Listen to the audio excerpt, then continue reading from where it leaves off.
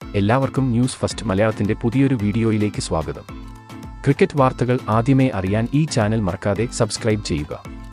ശുഭ്മാൻ ഗില്ലിന്റെ നേതൃത്വത്തിൽ ഇന്ത്യ സിംബാബ്വേക്കെതിരായ 5 മത്സരങ്ങളുടെ T20 മത്സരങ്ങൾ കളിക്കാൻ പോകുകയാണ്. ജൂലൈ 6 ശനിയാഴ്ച ഹരാരെയിൽ വെച്ചാണ് ആദ്യ മത്സരം. ഇന്ത്യൻ സമയം വൈകുന്നേരം 4:30 മുതലാണ് മത്സരം ആരംഭിക്കുന്നത്. ആദ്യ 2 മത്സരങ്ങൾക്കുള്ള ഇന്ത്യൻ ടീം അവസാന 3 മത്സരങ്ങളിൽ നിന്ന് അല്പം വ്യത്യസ്തമാണ്.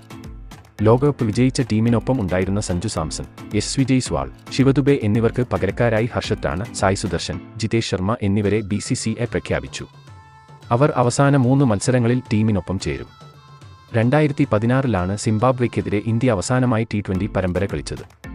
ഇന്ത്യയുടെ ബാറ്റിംഗ് മികച്ചതായി തോന്നുമെങ്കിലും തിരഞ്ഞെടുത്ത കളിക്കാർ ദീർഘകാലം അന്താരാഷ്ട്ര ക്രിക്കറ്റ് കളിച്ചിട്ടില്ലാത്തതിനാൽ അവരുടെ പ്രകടനം എങ്ങനെയാകും എന്ന് കണ്ടു തന്നെ അറിയണം. അതുപോലെ തന്നെ ബൗളിംഗ് ആക്രമണം അല്പം അനുഭവപരിചയമില്ലാത്തതായി തോന്നുന്നു. ഇനി നമുക്ക് ഇന്ത്യ സിംബാബ്വെ മത്സരത്തിലെ ഇന്ത്യയുടെ പ്ലേയിങ് 11 ഒന്ന് വിശദമായി പരിശോധിക്കാം. മത്സരത്തിൽ ക്യാപ്റ്റൻ ശുഭ്മൻ ഗില്ലും അഭിഷേക് ശർമ്മയും ചേർന്ന് ഇന്നിംഗ്സ് ഓപ്പൺ ചെയ്യും. 1 ഡൗണായി ഋതുരാജ് ഗെയ്ക്വാദ് ഇറങ്ങും. ഋതുരാജ് ഒരു ഓപ്പണറാണ്, പക്ഷേ 3-ാം നമ്പറിൽ ബാറ്റ് ചെയ്യാൻ തികച്ചും പ്രാപ്തനാണ്. 4-ാം നമ്പറിൽ റിയാൻ പരാഗ് എത്തുമ്പോൾ 5-ാമനായി കീപ്പർ ബാറ്ററായി ധ്രുവ് ജൂറലും എത്തും. 6-ാം നമ്പറിൽ റിങ്കു സിംഗും എത്തും. ഇനി ബൗളിംഗിൽ നിരയിൽ സ്പിന്നിൽ വാഷിംഗ്ടൺ സുന്ദർ, രവി ബിഷ്ണോയ് എന്നിവരും പേസ് നിരയിൽ ഹർഷിത് റാണ, ഖലീൽ അഹമ്മദ്, മുകേഷ് കുമാർ എന്നിവരും ഉണ്ടാകും.